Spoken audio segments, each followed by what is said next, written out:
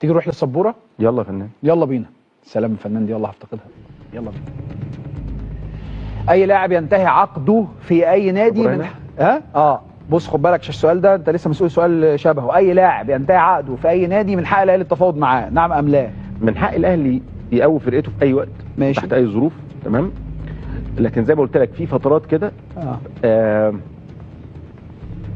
مهم ان انت تبقى بتشوف مش عيب في حد، ماشي خالص، ولا اسقاط على حد، ماشي. لكن قوي الجينات بتاعتك لان هي الاهم. ماشي، يبقى عشان كده بتشتغل على قطاع الناشئين، عشان كده كلامك يبقى متسق مع ذاته الحته دي. او النوعيه زيك، او النوعيه شبهك. ماشي. زي ما قلت لك كواليتي من غير نوعيه شبهك او عقليه شبهك هتبقى صعوبه. اللي بعده. طلبت من الكابتن الخطيب صلاحيات كامله في ملف كره القدم، نعم ام لا؟ لا، هو الكابتن يعني وهو بيتكلم معايا يعني قال لي على حاجات مهمه في حاله نجاحنا ان شاء الله الرحمن يعني. فخليني اجاوب بس على الحته دي بعد ماشي ماشي. اللي بعده.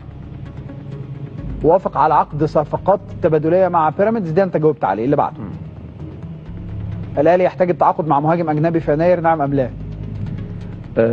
بتاعت الراجل، لكن انا قناعاتي بشكل مكثف. بشكل مكثف. اللي بعده. وراجع حاليا عقود اللاعبين وملف التجديد اصبح معي، نعم ام لا؟ يوم السبت. ما كنا اجلنا الحلقه سطر دي.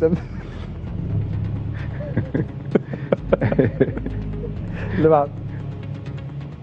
بيراميدز هو منافس الاهلي الحالي في الدوري ودوري ابطال افريقيا، نعم ام لا؟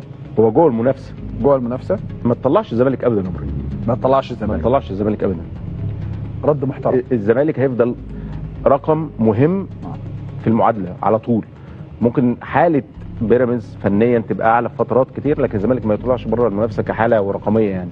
رد محترم يليق بعضو مجلس اداره النادي الاهلي. اللي بعده. رفضت منصب مدير الكره بالاهلي قبل تولي وليد صلاح الدين، نعم ام لا؟ لا، ما رفضتش ولا حاجه، بس يعني كان في شويه حاجات اتكلمنا فيها وربنا اراد حاجه ثانيه يعني.